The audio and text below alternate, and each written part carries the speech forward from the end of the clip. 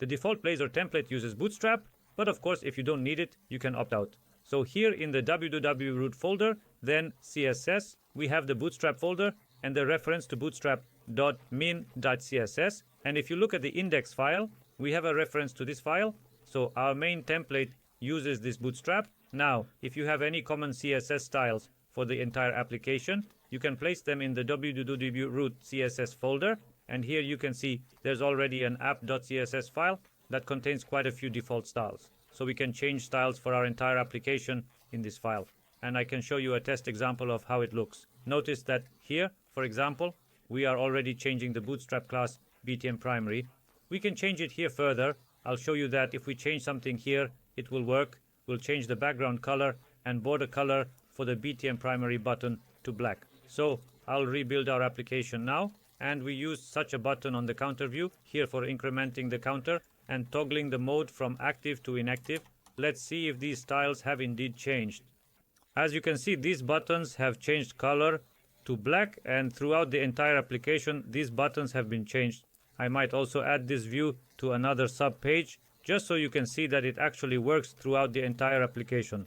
So let's add such a button to the index page, and you can notice that it has indeed been changed in all places. So far, there's nothing new here. However, Blazor, besides introducing these so-called common styles, allows us to introduce styles only for a specific page or component, which is great. Hello, this is Kazimierz Spin. Welcome to the Code with Kazik channel, where I demonstrate how to effectively learn programming and become a successful programmer.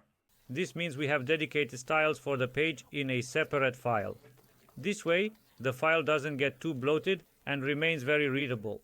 If we want to change something, we don't have to look for styles in the common file, but in this dedicated one. If you want to add dedicated styles for a subpage, just like we did in the previous lesson, you simply add a new file next to the view with the view's name and the extension razor.css. So now I'll add such a file to the pages folder. Shift F2 and the name counter razor.css. I add this file and notice that it also nicely displays under the counter Razor component.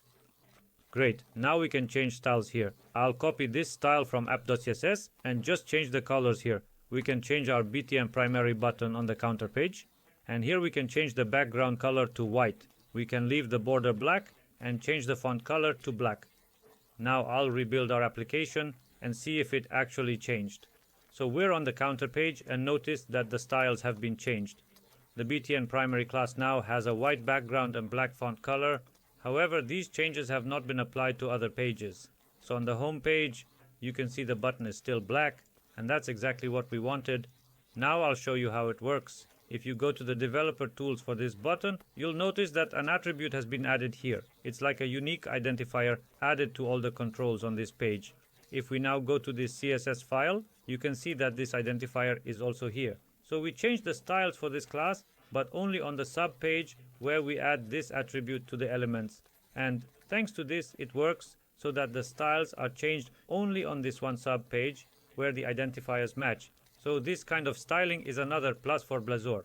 That's all for today. If you enjoyed this film, be sure to join my community, where you'll also have access to exclusive additional materials and, most importantly, fantastic special bonuses. The registration link is located in the description box below the video. See you in the next episode.